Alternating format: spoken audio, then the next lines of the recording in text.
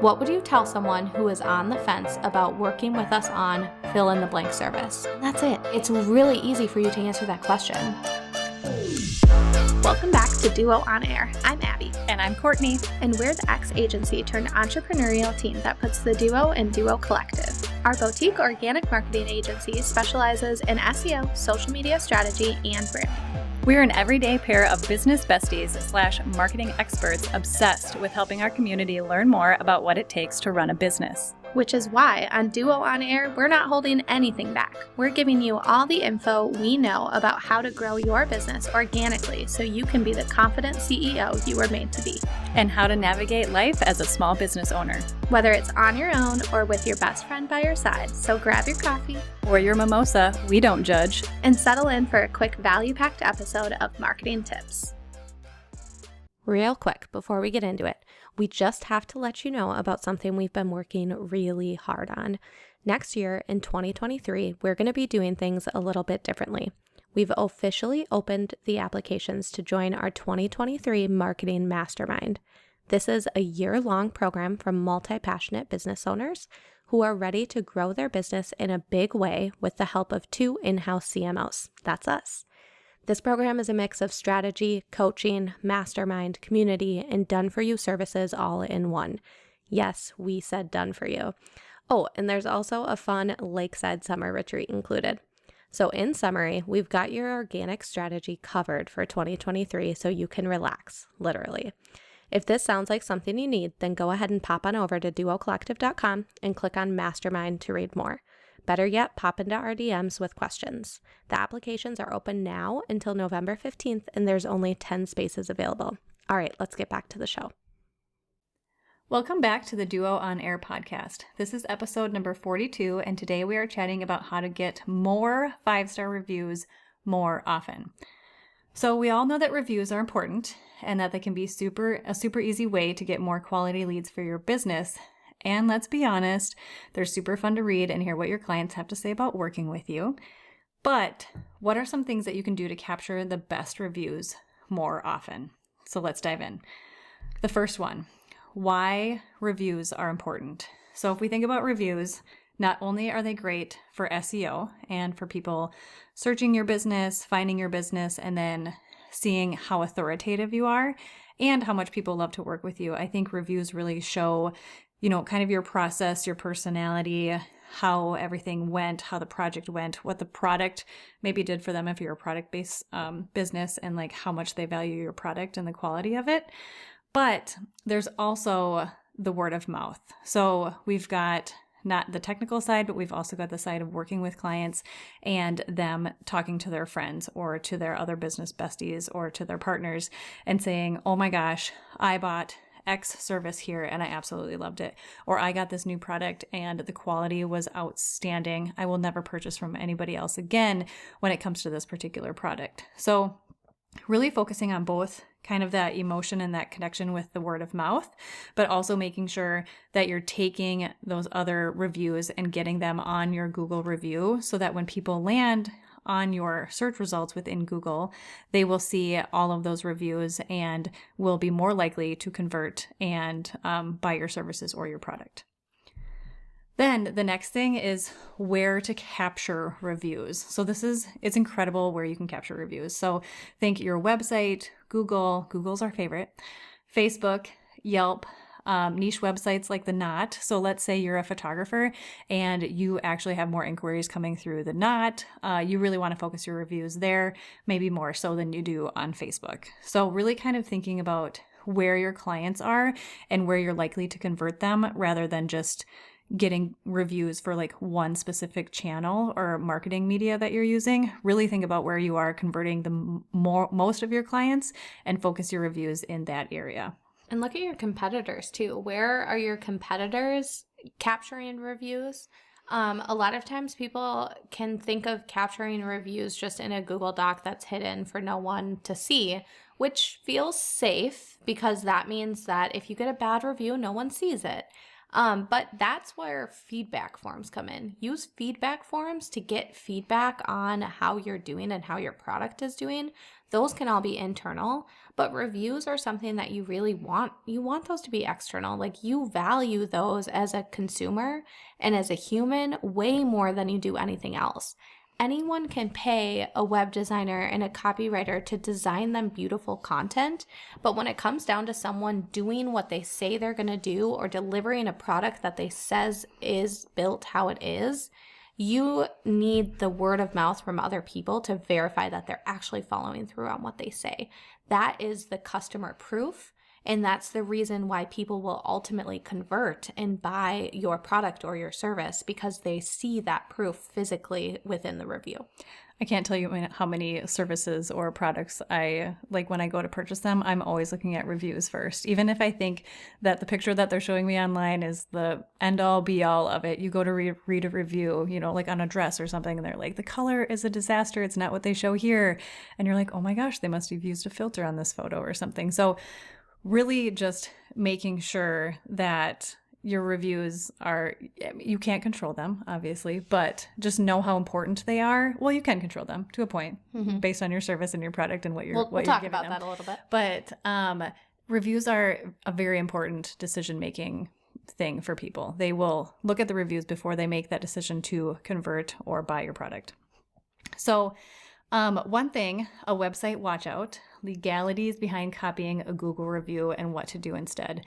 So basically what we're talking about here is you can't go to your Google reviews, copy that Google review verbatim and put that on your website, because Google owns this, and you copying it and pasting it elsewhere takes away the ability for that user who generated that review to update that review and change it in the future if they feel the need to update it or change it. So just something to be cautious of. Don't be copying your Google reviews and putting them verbatim on your website, on your social, anything like that, because technically we don't own that. So how to get around this: send an email to that client and ask for permission to post a specific blurb from that review to your website. So this way that review is approved by them, it's written in the form that they typically would write, and you're covered. And then making sure that you save this email, again, because you want to make sure that you are covered. So make a folder within your inbox and save this email so you always have it, just in case there were to be anything that would come up against legality or any reason like that. You have this in your back pocket that you actually did reach out to that client, you got permission to put that blurb on your website, and you're good to go. And if you want to use like an embed form or something like that, there are lots of embed forms out there that allow you to embed your Google reviews directly onto your website. So I know this is really big for product-based businesses, especially because you do not want to syndicate all of that data yourself. And say you update your reviews all the time, that might not be something that you want to manually do. So you can oftentimes find those embed codes and then embed them into your website platform so that it automatically brings in the Google reviews. Those are approved, and that is okay because it's being pulled from Google. It's not something that you took from them. So the only reason why some people don't like to do that is you don't get that much control on the design. So oftentimes they can look kind of yucky, and then you're not really liking them, which is why sometimes it might be even better just from an aesthetic standpoint to just ask for approval. And it can be something super simple. Like you can ask them in an Instagram DM if you want to, if you're really close with them, but screenshot that. Just make sure you're saving the backup in case Google were to ever question you about it. So the next thing, and this is really kind of the secret sauce to how we have figured out a way to get good reviews, and not because we're forcing people to give us good reviews, because people genuinely want to give good reviews, but it is how we get high conversion when we ask people for reviews. We make it super easy.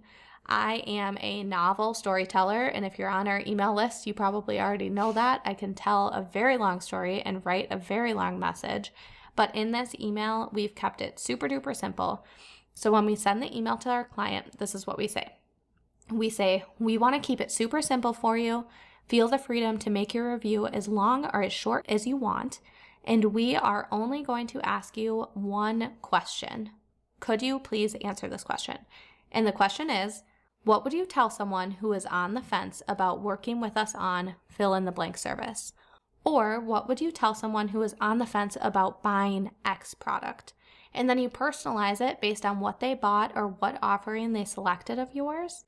And that's it. And you as the reviewer, it's really easy for you to answer that question. Like you immediately know, okay, if I have a friend sitting right next to me right now who's like, do you think I should buy this? What would I tell them? It makes it really easy because a lot of times when you go to sit down and write a review, you're like, I don't know what to say. I really liked it, but like, I don't know where to start. I don't know what to say. And by simplifying it in this manner, it really helps to get good content and content that the people who are truly on the fence are reading your reviews wondering about. So this can be something that's super easy, can help really convert and high conversion, but there's a few other things that also help because this always isn't going to seal the deal for you every time. We're busy, emails get buried, we all know that. So another thing is that you can ask for it by a certain time. So ask them to complete it by Monday, by Tuesday. Some specific detail like that will help them be like, okay, I know for sure I need to do this by Tuesday. I'm going to add it to my calendar versus just seeing a never-ending deadline onto when they are going to complete this review. Do a follow-up. So we love to get feedback from our clients, good, bad, we don't care. We want the feedback. And it really helps us refine our services, make it better for next time, and just understand maybe some details that we didn't know before. So we follow up a few days to a week later and ask our clients to fill out a feedback form. This feedback form is the same for every client usually, unless something was a little bit unique. So we can source all of our feedback in one space. So again, this is a Google Docs form. We love using our, not Google Docs. Is it Google Docs? Or it's just Google Forms, I think is what it's called.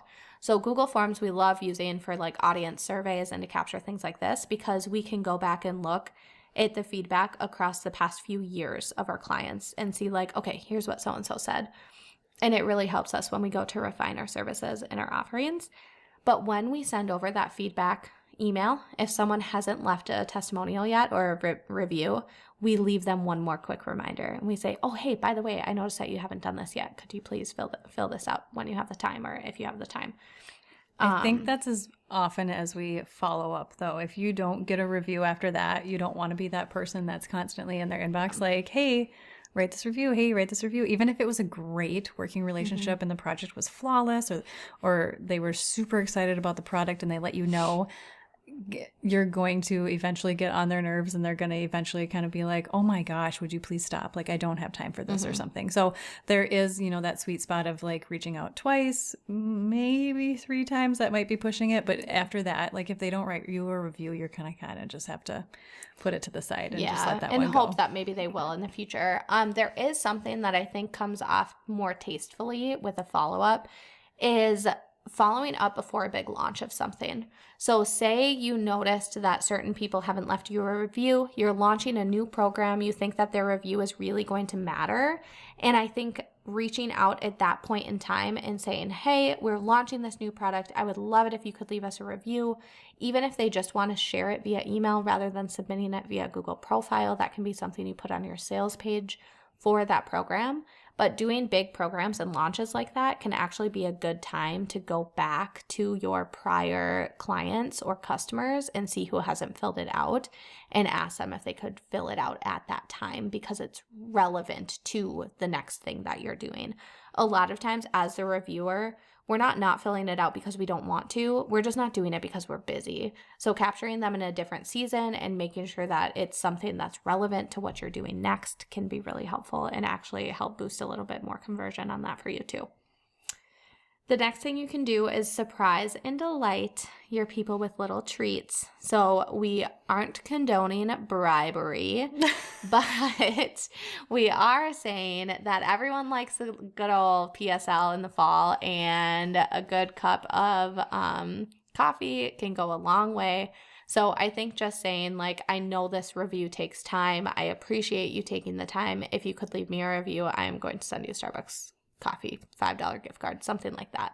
So that is something that can definitely boost conversion, but never use it in the form of bribery. Never say, if you leave me a 5-star review, I will give you this. Yeah, that's it needs to be a true, honest, authentic review. So we've watched plenty of bribery videos. We know all about bribery from our old agency days. So we're not about that. Yeah, nice. The next thing after that is to share that review on social media afterwards and go ahead and tag them. So by doing that, other people are seeing these reviews. It's more social proof, and it's something that you can easily save in a highlight so that when someone wants to see the reviews all in one space, in a social space like that, they can see them.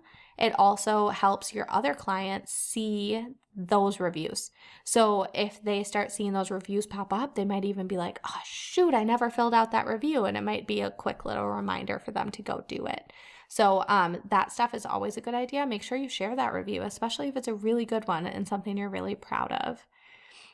The last thing that we talked about too is helping to make sure that not controlling the content, because, right, you can't control the content, but by asking this simple question of what would you tell someone who's on the fence, that helps kind of control the narrative of how they're going to talk into their review. So they're literally talking directly at the person writing it, but you can also say things you want them to include. So if you sell a product or something that someone can physically see and you want them to share what that looks like, then sharing that detail and saying, would you also mind uploading a photo or something like that will help make sure that you get the right responses. So at the end of the day, just don't be afraid to ask for what you want to see in your reviews, but try your hardest to keep it super simple, because these things take time and we're asking time of people to help fill it out. If you like this episode, please be sure to share it with a friend and subscribe so you don't miss any new episodes dropping every Monday. Plus, if you haven't already, please go ahead and leave us a review and don't hesitate to share any new episode ideas. We absolutely love hearing from you and creating this content for you. See you next week.